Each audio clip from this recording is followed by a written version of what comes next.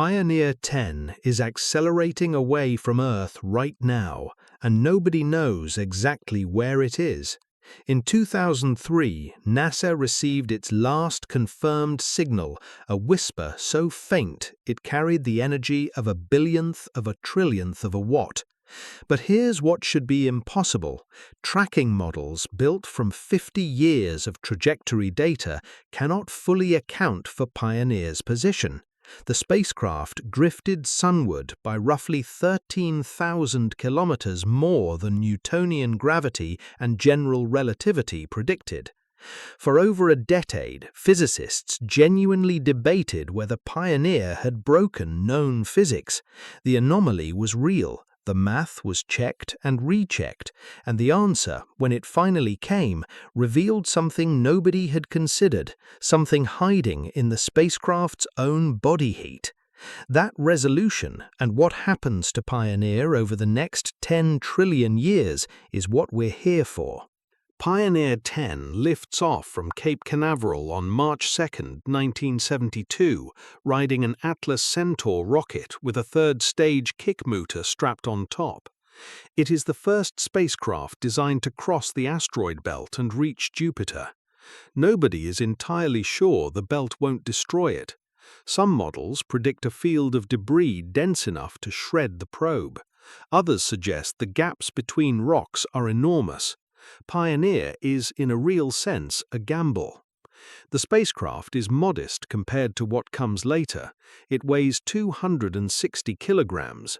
It carries 11 instruments, an imaging photopolarimeter, ultraviolet photon meters, a magnetometer, plasma analyzers, charged particle detectors, a cosmic ray telescope, a meteoroid detector array, and an infrared radiometer, among others. No tape recorder for storing images. Every picture has to be built line by line and transmitted directly back to Earth. But bolted to the antenna struts is something that will outlast every instrument on board. A gold anodized aluminum plaque.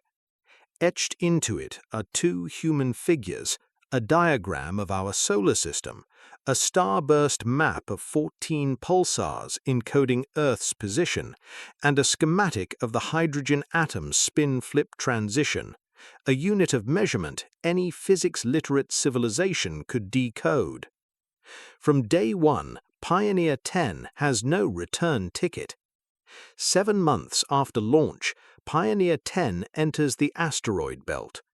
Over the following months, the meteoroid detectors register impacts, but far fewer than the pessimistic models feared.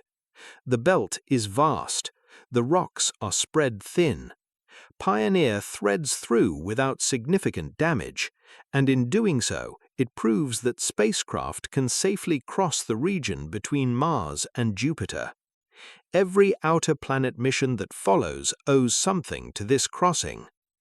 On December 3, 1973, Pioneer 10 reaches Jupiter. It passes within 130,000 kilometers of the cloud tops, closer than any human-made object has ever been. The photopolarimeter scans the atmosphere strip by strip, assembling crude but revelatory images. Jupiter's cloud bands resolve into turbulent currents. The great red spot fills the frame, a cyclone wider than Earth, churning with winds that exceed 500 kilometers per hour in some measurements. But the instruments measuring what the cameras can't see deliver the real shock.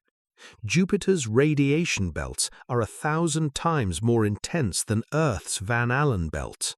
The flux of high-energy protons is so extreme that it corrupts data, blinds sensors temporarily, and delivers a radiation dose that would kill an unshielded human in minutes. Pioneer survives, barely. Some instruments saturate, a few readings are permanently degraded.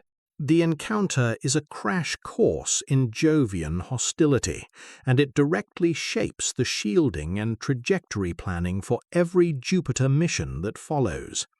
Pioneer also returns data on Jupiter's magnetic field, 14 times stronger than Earth's, extending a magnetotail that stretches hundreds of millions of kilometers downwind of the solar wind. The planet is not just a gas giant, it is a magnetic fortress. And then Jupiter does what Pioneer needs most. The planet's gravity seizes the spacecraft, whips it around and flings it outward with enough added velocity to escape the solar system entirely. Pioneer is now on a hyperbolic trajectory. It will never orbit anything in this solar system again. As Pioneer moves beyond Jupiter, the Sun shrinks. There are no more planetary targets, no dramatic flybys, no close approaches. The mission becomes a long vigil of particle counts, magnetic field measurements, and the slow accumulation of data about the space between worlds. In 1983, Pioneer 10 crosses the orbit of Neptune, at that time the most distant planet from the Sun due to Pluto's eccentric path, and becomes the first human-made object to pass beyond all known planets. The moment is symbolic more than physical. There's no barrier out here, no line painted across the void, just more vacuum, colder and emptier. Now, about that anomaly. Throughout the 1980s and 1990s, navigators tracking Pioneer's radio signal noticed something strange. The Doppler shift in the signal, the tool used to measure how fast the spacecraft is moving, shows Pioneer decelerating slightly more than predicted.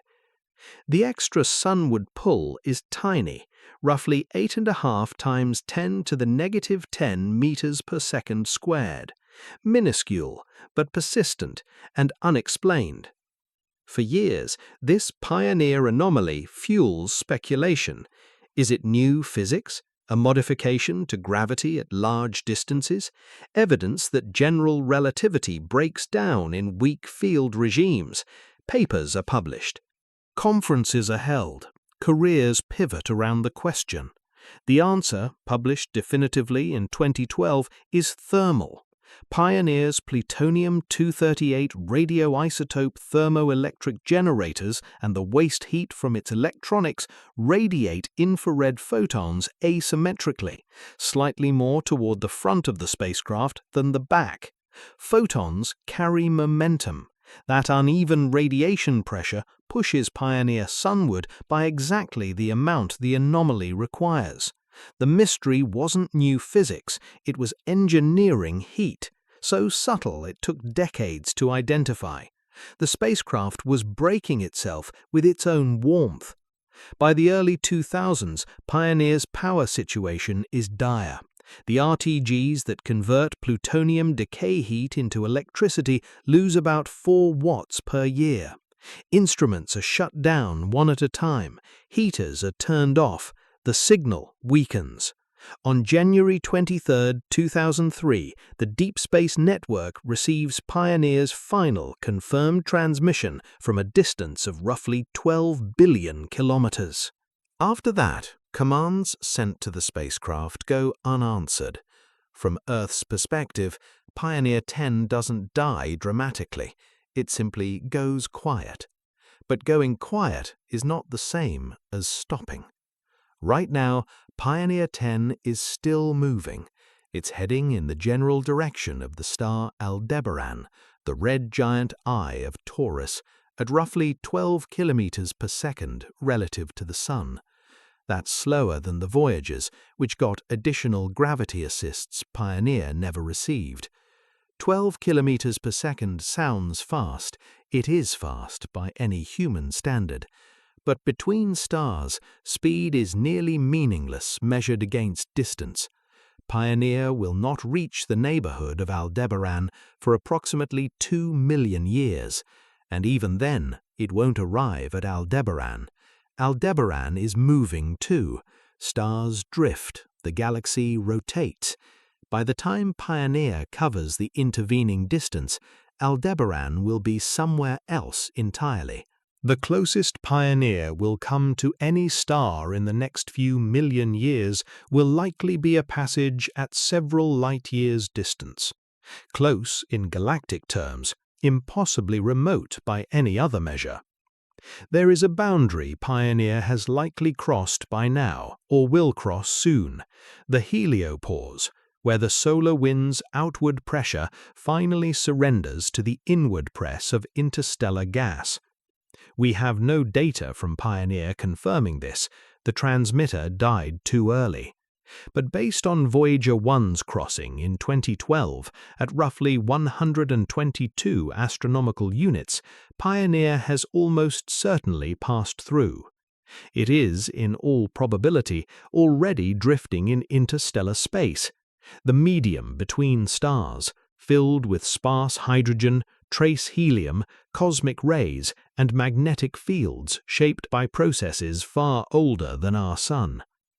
Let the timescales stretch. Over the next several 100,000 years, Pioneer drifts through the local interstellar cloud and perhaps into the next one. These clouds are gossamer thin by terrestrial standards, a fraction of an atom per cubic centimeter, but they define the texture of the galaxy at Pioneer's altitude. Micrometeoroids strike the spacecraft occasionally. The gold plaque erodes atom by atom under cosmic ray bombardment. But aluminium and silicon and gold are stable. The damage is glacial. In roughly 4.5 billion years, something dramatic begins. The Andromeda galaxy, currently 2.5 million light-years away and closing at 110 kilometers per second, finally reaches us. The collision unfolds over hundreds of millions of years.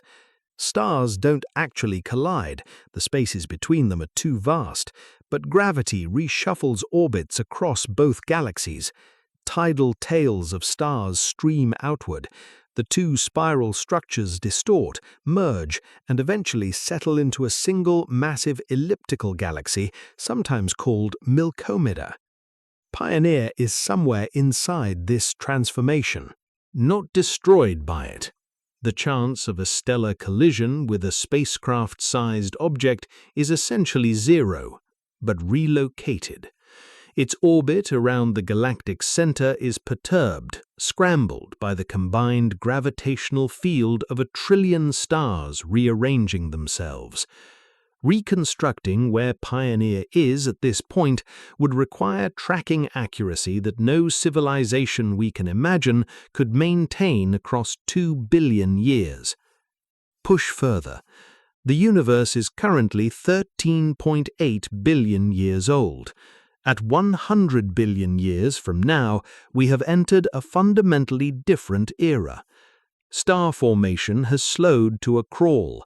The raw hydrogen that fuels stellar birth has been consumed, locked inside stellar remnants, or scattered too thinly to collapse. The only stars still shining are red dwarfs, the smallest, coolest, most miserly burners, stretching their hydrogen fuel across trillions of years. They glow with a dim, ruddy persistence, but even they are not permanent. At 10 trillion years, the last red dwarfs are exhausting their fuel. They don't explode, they simply cool, contracting into white dwarfs and then dimming toward black. Galaxies that once blazed with hundreds of billions of stars become graveyards of dark remnants, black dwarfs, neutron stars, black holes. The universe still exists, but it is profoundly dark. Photons are rare, collisions between objects are rarer. Pioneer, if it has survived, if no chance encounter with a rogue body has shattered it, if no passage too close to a stellar remnant has gravitationally flung it into oblivion, is now older than almost every star that ever burned in the Milky Way. Beyond this point, physics becomes speculative. If protons are unstable, and some grand unified theories predict they are, with half-lives or the order of 10 to the 41st years, then ordinary matter itself has an expiration date. Atoms will disintegrate. Slowly, imperceptibly, The aluminum frame, the gold plaque, the silicon chips, the plutonium daughters locked in the RTG casings, all of it will dissolve into positrons, neutrinos, and photons. Pioneer will not corrode or crumble in any familiar sense. It will evaporate, particle by particle, into radiation. If proton decay is real, then the plaque, the human figures, the pulsar map, the hydrogen diagram will eventually cease to be matter at all. But we don't know that proton decay happens. No experiment has ever observed it. The Super Kamikonde detector in Japan has watched 50,000 tons of ultra-pure water for decades without seeing a single proton vanish. If protons are truly stable, then Pioneer's remains could persist for timescales that make the age of stars look like a camera flash.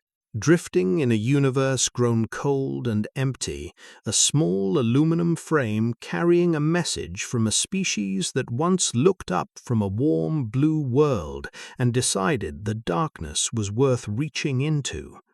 That plaque is still out there. The figures still stand. The pulsars still point home, or to where home used to be. And Pioneer moves on, not because anyone is guiding it, not because it has purpose in any mechanical sense, but because nothing has stopped it yet. And in the emptiness between dead stars, there is almost nothing left that could. For a limited time only, we are giving out the first 3 chapters of our complete introduction to stargazing completely free. Check our page info for the link.